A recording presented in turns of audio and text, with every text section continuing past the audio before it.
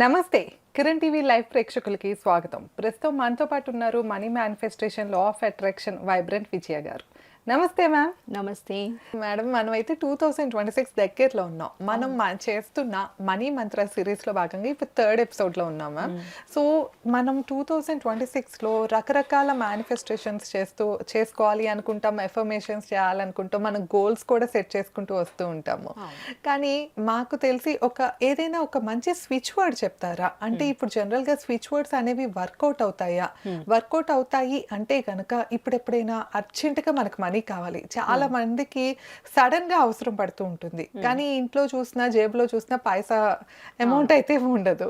So అలాంటి situations లో మనకి అర్జెంట్ గా డబ్బులు కావాలి అన్నప్పుడు ఇట్లా ఏదైనా యూజ్ చేసే స్విచ్ వర్డ్ ఉంటుందా? ఉంటే కనుక ఒకసారి మాకు చెప్తారా మ్యామ్?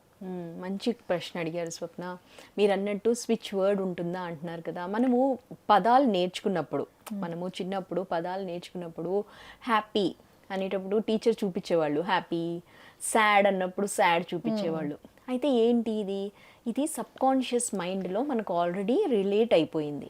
అంటే పదాలు చాలా చాలా ఇంపార్టెంట్.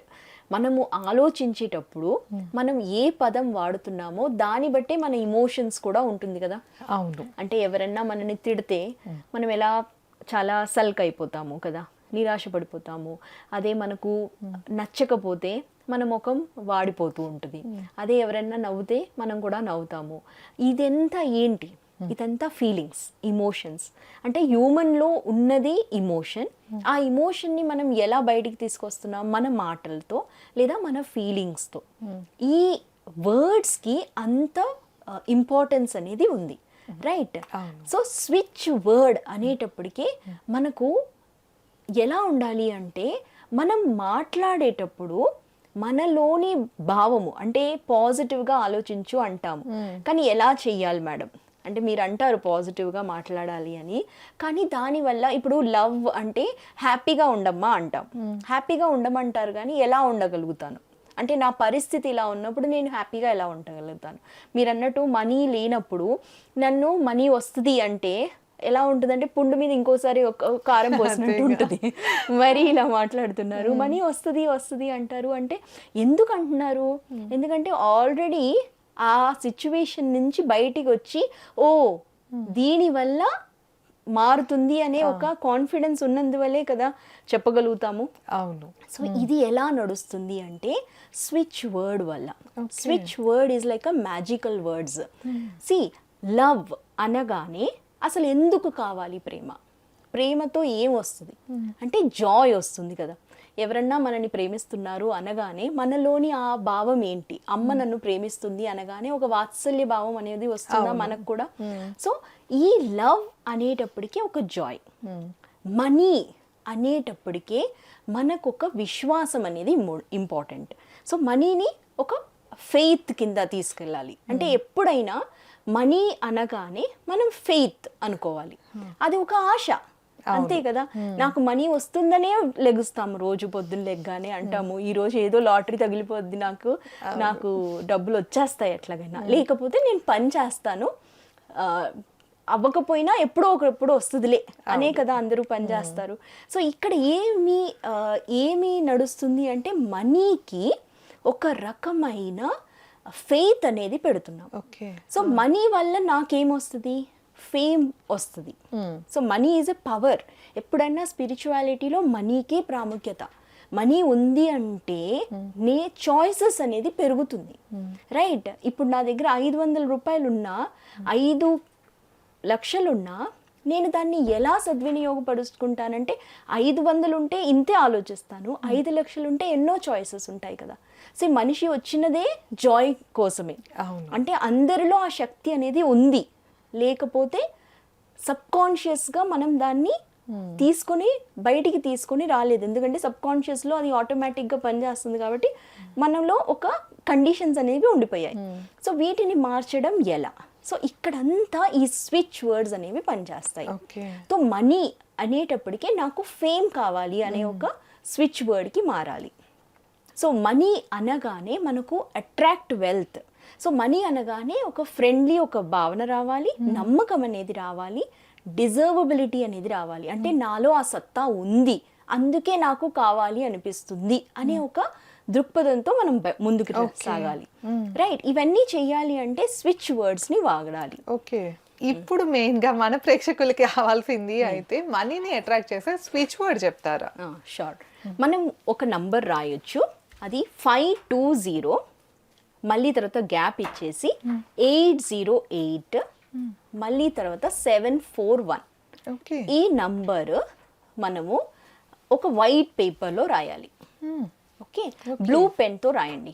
బ్లూ పెన్తో రాస్తే ఈ నంబర్ వల్ల మనకు మనీని అట్రాక్ట్ చేసే ఒక ఫ్రీక్వెన్సీని మనం తీసుకొచ్చినట్టు. ఓకే, ఇక్కడ మనం రాసినప్పుడు మనకు ఒక నమ్మకం అనేది ఉండాలి. నేను చెప్పిన నంబర్ని రాసినప్పుడు మనీ వస్తుంది అనే ఒక నమ్మకంతో రాయండి. ఓకే, పేపర్ మీద రాసి ఏం చేయాలంటారు? అయితే స్వప్న, ఈ పేపర్లో మనము 520, 808, 74 అని ఒక స్పేస్ ఇస్తూ రాయాలి. 3 నంబర్ 333 విధంగా రాసిన తర్వాత మనం ఈ పేపర్ని ఒక్కసారి మన హార్ట్ చక్రా దగ్గర పెట్టేసుకొని ఒక్కసారి విజువలైజ్ చేయాలి. మనం అనుకున్నాం కదా, ఏం మనీ కావాలి అనుకుంటున్నామో ఆ మనీని మనము మేనిఫెస్ట్ చేసినట్టు మనం ఒక విజువలైజేషన్ అనేది చేయాలి. అంటే నమ్మకంతో ఈ పేపర్ని మనం మన లాకర్లో పెట్టుకోవాలి. మనం క్యాష్ బాక్స్లో అన్నా పెట్టొచ్చు, లాకర్లో అన్నా పెట్టొచ్చు. తర్వాత మీరు దీనిని ఒక 21 days తర్వాత ఒక్కసారి మళ్ళీ రీఛార్జ్ చేయాలి. ఏదైనా సాధన అనేది చేసినప్పుడు దాన్ని మర్చిపోకూడదు.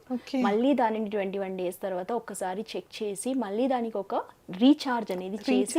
అంటే ఏంటి? రీఛార్జ్ అనగానే మన ఎనర్జీని మనము ఇప్పుడు ఈ పేపర్లో మనం రాసినప్పుడు దాంట్లోకి మన ఎనర్జీ అనేది వెళ్ళింది.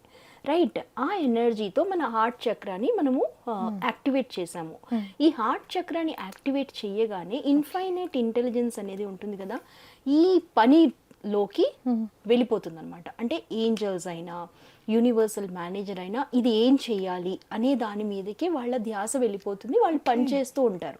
మనం అనుకుంటాము ఎందుకు అవ్వట్లేదు, ఇంకా అవ్వట్లేదు అనే డౌట్లు ఉండకూడదు ఎప్పుడు. ఎందుకంటే ఆల్రెడీ మీరు ఏది అడిగినా అది ఇచ్చే సత్తా యూనివర్స్కి ఉంది, అది చేస్తుంది కూడా అనే నమ్మకం ఉండాలి.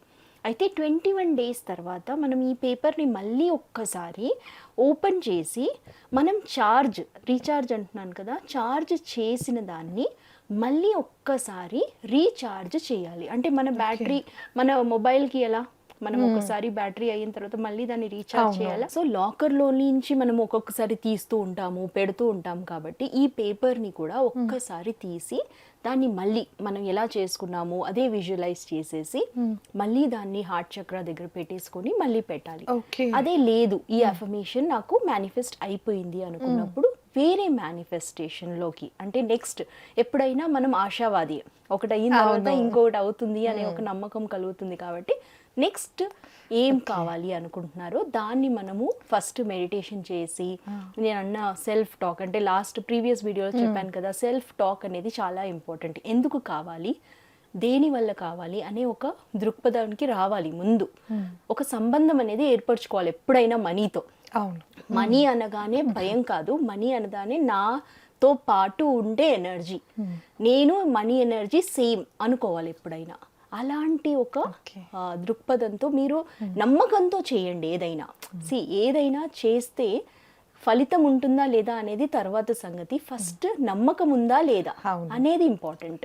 నమ్మకం ఉంది అంటే ఎట్లాగైనా అవుతుంది, అవ్వటం లేదు అంటే అక్కడ నమ్మకంతోనే కూడి ఉంది, ఏదో అక్కడ స్టక్ అయిపోయింది అని అర్థం.